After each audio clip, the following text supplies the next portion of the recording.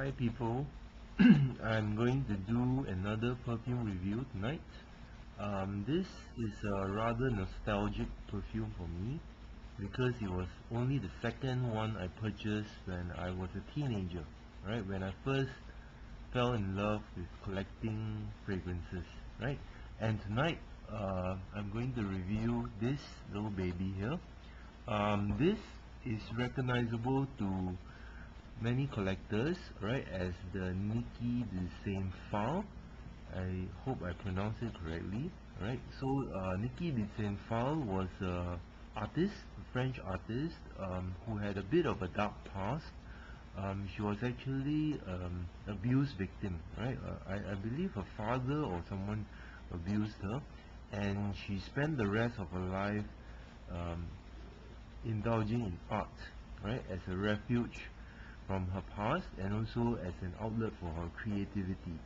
And in the 1980s, she came out with her first, and I believe it's her only fragrance, in this very distinctive snake imprinted blue cobalt bottle with the gold plastic cap.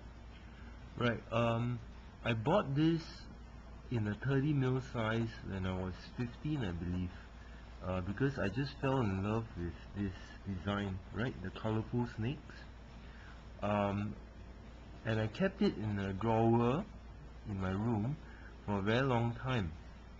And I will occasionally take it out and sniff it, right? Because I actually found out that although I purchased it for the bottle and the design, I actually quite love the smell.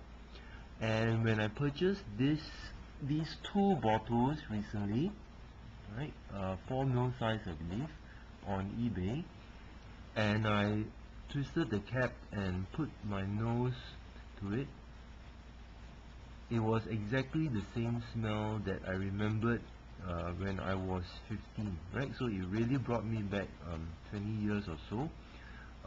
It is a very green fragrance, right, with notes of woods, right, very woody. It has jasmine, rose, magnolia, I believe. No, not magnolia, marigold, ylang ylang, vetiver, sandalwood, patchouli, oak moss, amber, and musk.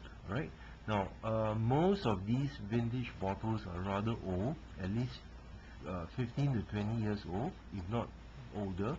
So the florals will have sort of faded, right? So this one reminds me a lot about my second favorite fragrance currently, which is Mitsuko. It is a very glorious Chypre as Mitsuko is, but with a different character, because for this one the woody character and the vetiver comes out very strongly, and it's a very dark and rather mysterious scent, right? The only thing I don't like about this is the cap, right? It's very hard to screw on properly. But other than that, it's a very very alluring fragrance, right? The artist Niki the Phalle has since passed away, I believe, but she leaves this as one of her outstanding legacies, right? Especially to the world of perfumery.